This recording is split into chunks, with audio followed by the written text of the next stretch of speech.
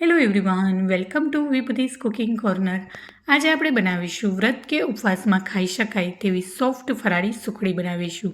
જો તમને મારી રેસીપી જરા પણ ગમી હોય તો વિડીયોને લાઇક કરી શેર કરી દેજો અને મારી ચેનલને સબસ્ક્રાઈબ ના કરીએ તો સબસ્ક્રાઈબ કરજો. તો ચાલો મસ્ત મજેદાર રેસીપી બનાવવાનું શરૂ કરીએ. સોફ્ટ ફરાળી સુખડી બનાવવા માટે અહીંયા પરફેક્ટ માપ જોઈ લઈએ. તો તેના માટે એક મોટા બાઉલ જેટલો રાજગરાનો લોટ લીધો છે અને એક બાઉલથી થોડોક ઓછો એવું મેં દેશી ઘી અને દળેલી ખાંડ લીધી છે. હવે આપણે લોટને શેકીશું. તો તેના માટે અહીંયા એક જાડા તળિયાવાળી મેં કડાઈ લીધી છે. હવે ગેસની ફ્લેમને ચાલુ કરીશું અને તેમાં ઘી ઉમેરીશું. તો અત્યારે બધું જ ઘી નહીં ઉમેરીએ. અહીંયા મેં 1/3 કપ જેટલું જ મેં અત્યારે ઘી ઉમેર્યું છે. આગળ જરૂર પડે ત્યારે ઉમેરીશું. હવે ઘીને આપણે સરખું એવું ઓગળવા દઈશું અને હલકું એવું ગરમ થવા દઈશું. ત્યારબાદ તેમાં રાજગરાનો લોટ ઉમેરીશું.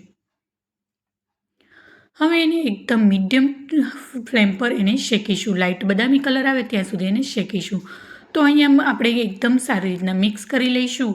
અને આ સુખડી છે એકદમ સોફ્ટ બનીને તૈયાર થાય છે કે જે વડીલોને દાંત નહીં હોય તે લોકો પણ ઇઝીલી સરળતાથી ખાઈ શકે છે.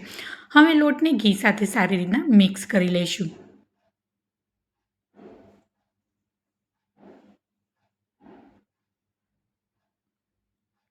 હવે મને અહીંયા થોડી એવી ઘીની જરૂર લાગી એટલે ફરીથી મેં 3 ચમચી જેટલું ઘી ઉમેર્યું છે. ઘી ઉમેરી અને ચમચો તળિયા સુધી પહોંચે ત્યાં સુધી એને મીડિયમ ફ્લેમ પર સતત કન્ટિન્યુ ચલાવતા રહીશું જેથી લોટ છે એ તળિયે બેસી ન જાય. અને આ સુખડીને લોટને આપણે લાઇટ બદામી કલર આવે ત્યાં સુધી એને શેકીશું.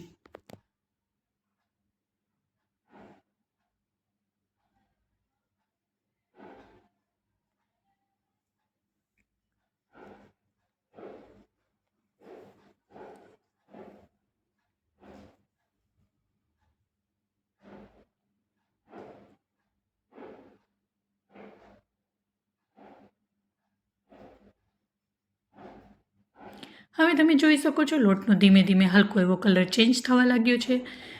હજુ આપણે 7થી 8 મિનિટ સુધી એને કન્ટિન્યુ ચલાવતા રહીશું અને શેકીશું.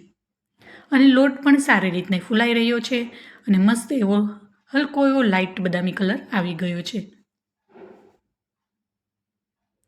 અને તમે જોઈ શકો છો જે ઘી છે એ પણ સારી રીતના છૂટું થઈ ગયું છે.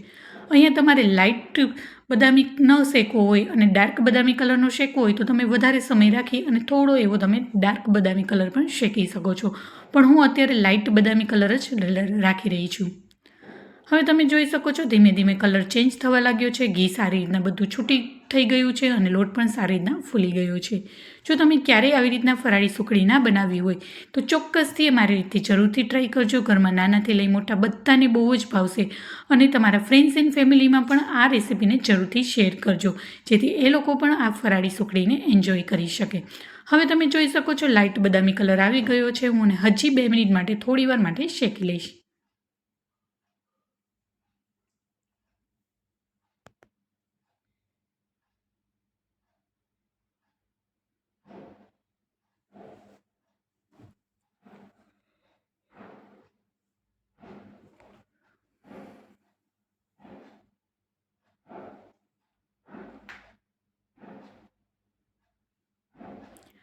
હવે તમે જોઈ શકો છો મસ્ત લાઇટ બદામી કલર આવી ગયો છે. હવે આ સ્ટેજ ઉપર હું દળેલી ખાંડ ઉમેરીશ.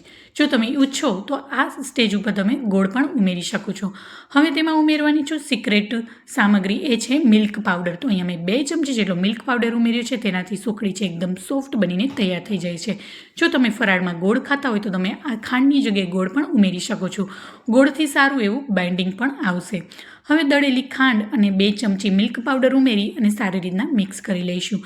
જો તમારી પાસે મિલ્ક પાવડર ન હોય તો તમે ઘરમાં રહેલી ફ્રેશ મલાઈ પણ ઉમેરી શકો તો તમે 1 થી 1.5 ચમચી જેટલું ઘરમાં રહેલી ફ્રેશ ક્રીમ પણ તમે ઉમેરી શકો છો.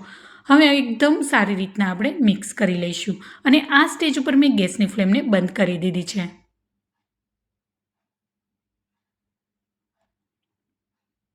હવે તમે જોઈ શકો છો સુખડી માટેનું મિશ્રણ છે સારી રીતના રેડી થઈ ગયું છે. હવે તેને એક પ્લેટમાં કાઢી લઈશું.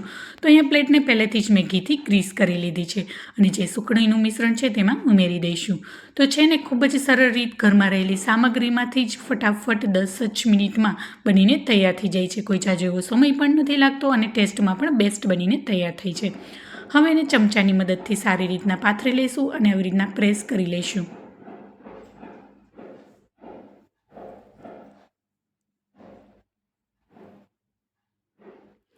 હવે સાઈડની કિનારીને પણ ચમચાની મદદથી પ્રેસ કરી લઈશું.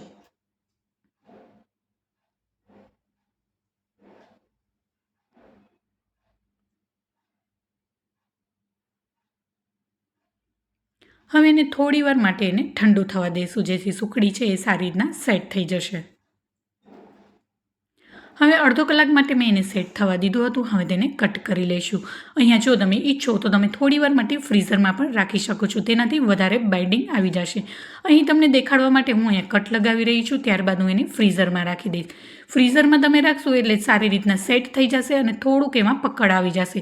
જો તમે ગોળ ઉમેરવાના હોય તો તમારે ફ્રીઝરમાં મૂકવાની જરૂર નથી, પણ અહીંયા મેં બુરુ ખાંડનો ઉપયોગ કર્યો છે એટલે થોડી વાર માટે હું ફ્રીઝમાં મૂકી દઈશ, જેથી મસ્ત એવો બાઇન્ડિંગ આવી જશે અને એકદમ પીસ છે એકદમ કડક થઈ જશે. હવે મેં સારી રીતના પીસ કરી લીધા છે. હવે તેને ગાર્નિશિંગ કરીશું બદામની ફ્લેક્સ સાથે, અથવા તો તમે સફેદ તલ કે ટોપરાનું ખમણ પણ ઉમેરી શકો છો, અથવા તો તમે કોઈ પણ મનગમતા ડ્રાયફ્રૂટથી ગાર્નિશિંગ કરી શકો છો. તો તમે જોઈ શકો છો શ્રાવણ મહિનાના વ્રત કે ઉપવાસમાં ખાઈ શકાય તેવી સોફ્ટ ફરાળી સુખડી બનીને તૈયાર થઈ ગઈ છે. જો તમને મારી આ રેસીપી ગમી હોય તો મારી રેસીપીને લાઇક કરી અને તમારા ફ્રેન્ડ્સ એન્ડ ફેમિલીમાં વધુમાં વધુ શેર કરજો. અને મારી ચેનલમાં નવા આવ્યા હોય ને હજી સુધી મારી ચેનલને સબસ્ક્રાઈબ ના કરી હોય તો પ્લીઝ સબસ્ક્રાઈબ કરજો અને બાજુમાં આવેલું બેલ આઇકન બટનને પ્રેસ કરજો, જેથી આવનારી નવી રેસીપીના નોટિફિકેશન સૌથી પહેલાં તમારા સુધી મળી રહે. અને ચોક્કસથી આ મારી રેસીપીને જરૂરથી ટ્રાય કરજો. ફરી મળીશું એક નવી જ રેસીપી સાથે, નવા સ્વાદ સાથે. ત્યાં સુધી આવજો એન્ડ થેન્ક યુ ફોર